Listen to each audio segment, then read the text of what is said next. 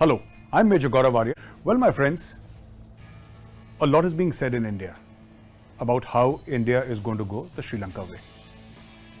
There are a few arguments that I'd like to give in favor of India, of course. Number one, India is a country of 1.3 billion people.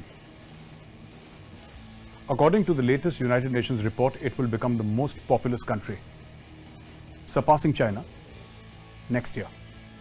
Now, having said that, India is a 3.2 trillion economy. India has forex reserves of almost 600 billion US dollars.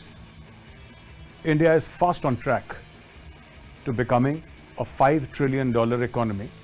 India is the fastest growing large economy.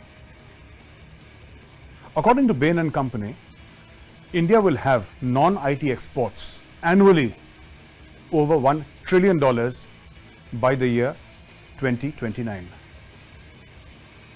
This will give you a certain perspective on what is happening in India. Is everything rosy here? Absolutely not. There are problems, and most of these problems have little to do with what the government is doing today. It has more to do with what is happening around the globe. Inflation in the US is far more than it is in India. We have our basics right. Definitely opposition parties want India to go the Sri Lanka way.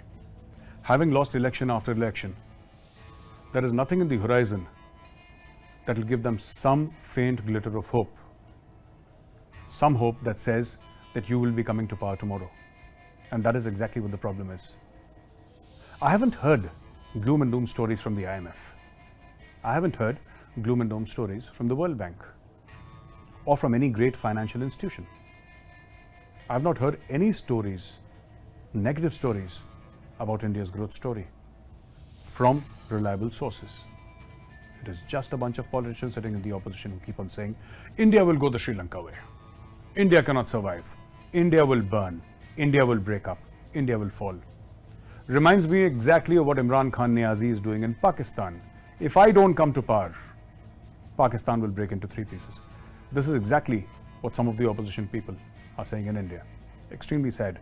But the fact of the matter is, in Pakistan, it is real. In India, it is not. India has helped Pakistan. Are you surprised? You shouldn't be. India has helped Pakistan greatly by ensuring that the line of control is silent. 750 kilometers of the line of control, which goes from Ladakh to Kashmir to Jammu. It has been silent for 2 years so that Pakistan can focus on its western borders, the Durand line with Afghanistan. Let us assume, worst case scenario, that India were to activate the line of control. Pakistan would then be stuck between a rock and a hard place.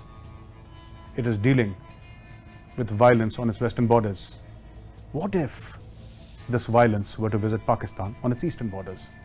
Where would that leave Pakistan? This is a point that must be pondered. Are we giving Pakistan too much of a long rope?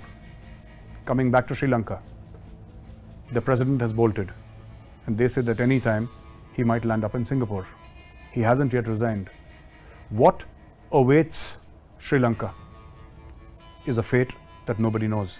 India has helped with more than $3.5 billion worth of food grain, oil, and other goods which are required to keep the Sri Lankan population afloat. But the fact of the matter is, without a long-term plan, Sri Lanka is looking at a bleak future.